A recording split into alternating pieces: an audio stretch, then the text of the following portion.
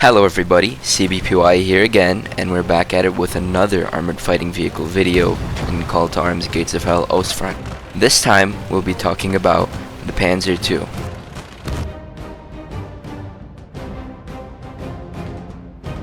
So, in 1934, the German army realized that the Panzer I just wasn't going to cut it, and they needed a new armored fighting vehicle. However, the Panzer III and IV were still in development stage, so they decided on a stopgap tank, that being the Panzer II. They held a contest with the requirements being that the vehicle had to have a 2cm autocannon among different companies, most notably being Krupp, Daimler-Benz, and MAN.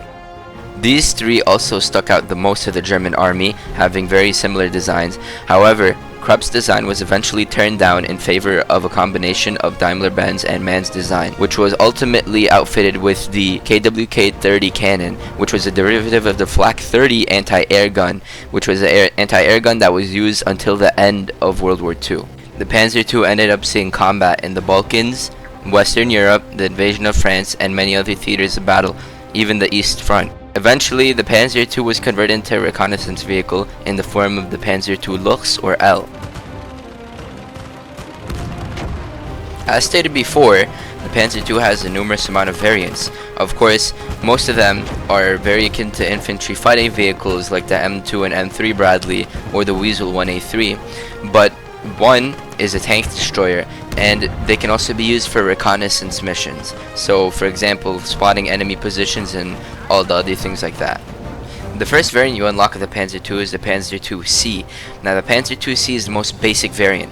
All the Panzer IIs are very vulnerable to anti-tank rifles, so the Panzer II-C is no different. It has 5 to 14.5 millimeters of hull armor and 10 to 14.5 millimeters of turret armor.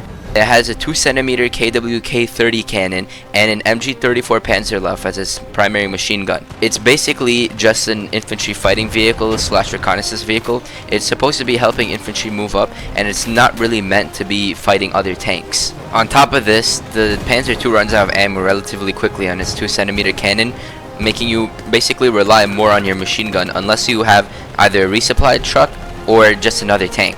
This thing's cannon basically comes with the least amount of HE shells out of any cannon in the entire game. Even anti-air cannons have more HE shells in this thing. It has a magazine of 10, so at least you'll be able to hit some shots off before you run out of ammo. But basically, just make sure you have a resupply truck nearby if you're actually going to be seriously using this thing. Also, the Panzer IIs benefit a lot from infantry being around it. The Panzer IIs are extremely susceptible to anti-tank rifles, as mentioned before, so having infantry around to deal with that AT infantry is definitely a blessing. You may as well have some infantry lying around, since of course this is an infantry fighting vehicle, and basically, yeah, just as before, have the infantry push up with this vehicle and you'll have a fun time. The next vehicle I'll cover really quickly, since it's not really that different from the Panzer II-C, but basically the next vehicle is the Panzer II-F. It's really just an up-armored Panzer II-C with 5 to 35 hull armor and 10 to 35 turret armor. It still has the same cannon, so yeah, good luck running out of ammo again. Other than that, this vehicle is actually a pretty strong upgrade to the Panzer II-C. The next variant of the Panzer II is a late war variant called the Panzer II L, or Luchs. Luchs in German means lynx. The Panzer II L was basically designed as a reconnaissance vehicle. It's outfitted with the faster firing KWK-38, which just is a monster. It can take out a bunch of infantry, and it's based on the Flak 38. It has around 30 millimeters of both hull and turret armor, similar to the Panzer II-F, so it's basically the ideal recon vehicle. Also, this thing is the master at infantry fighting. Look at this.